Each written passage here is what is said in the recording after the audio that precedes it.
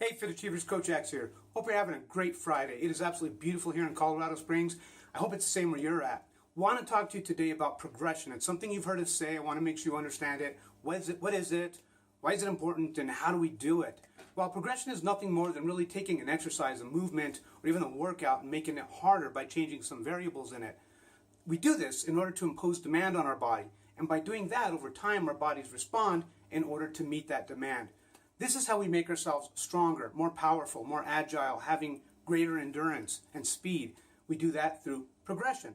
It's based on a principle called specific adaptation to impose demand. And again, like I said, what all that really means is imposing more demand on the body causes the body to respond and become stronger in order to meet the demand. Now, that's a very overly simplistic description of it. There's a lot more to it, and it involves nutrition and some other things like that. But I wanted to get to that aspect of it because it's something that's really foundational to what we're doing in Fit Achiever.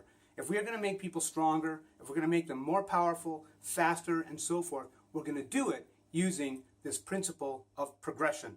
So how do we do that? Well, to explain that, I'm going to go into the app and show you at least 3 ways that you could take a workout and actually progress it based on the exercises that are contained within the workout. So let's go ahead and look at the app real quick, and I'll demonstrate this. Okay, I'm here in the app, and what we have here is a 16-round RFT, rounds for time. So the idea is that we're going to do 16 rounds as quickly as we can.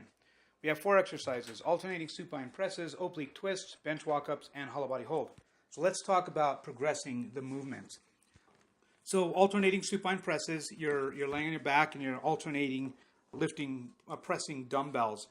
So the obvious progression there, I think, is to add weight. Let's say you're using 10-pound dumbbells. You can progress it by adding 5-pound or going to 15-pound dumbbells. Another way to progress that one is, and this one you're on your back, your legs are either straight or your knees are bent. You can lift your legs up, add some balance requirement there. So that's one way you can do it. Oblique twist, same thing. You're typically using a dumbbell or a medicine ball. Increase the weight. If it's a 10-pound medicine ball, just increase the weight. So that's one way that you can increase or progress the individual movements. You can also progress the workout itself by adding more rounds to it. So in this case, we have a 16-round RFT. You can make it 18 rounds.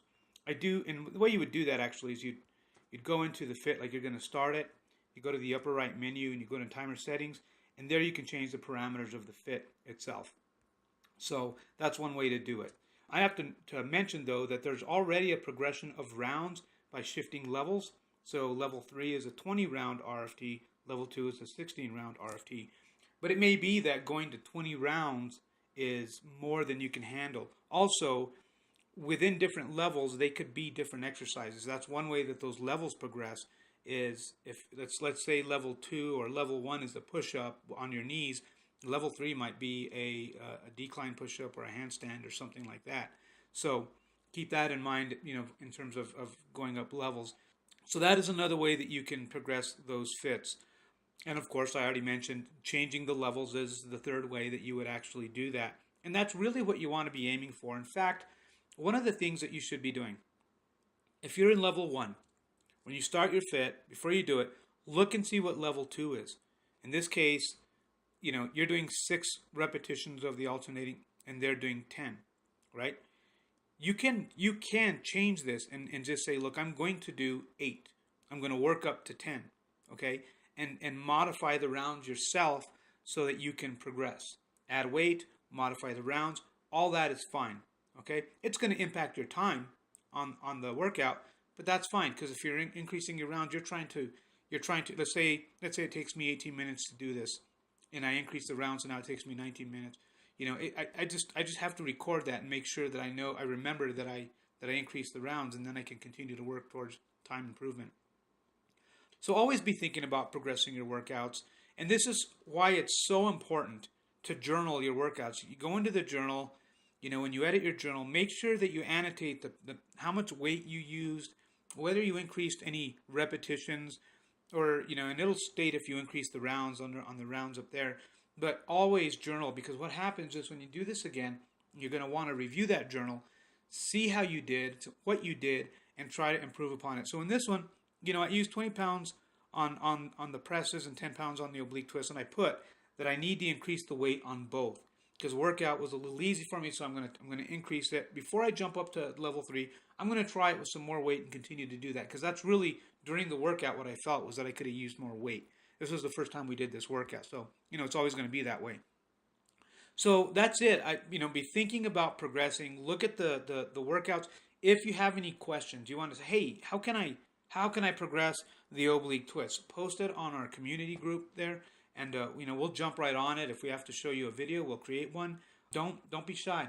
Ask your questions and be thinking about progressing. Be thinking if you're in level 1, get it in your mind. I'm working to level 2. Right? I want to get there, and I'm going to make whatever modifications in level 1 so that I can get stronger. Right? If I'm using 10 pounds, I'm going to use 15.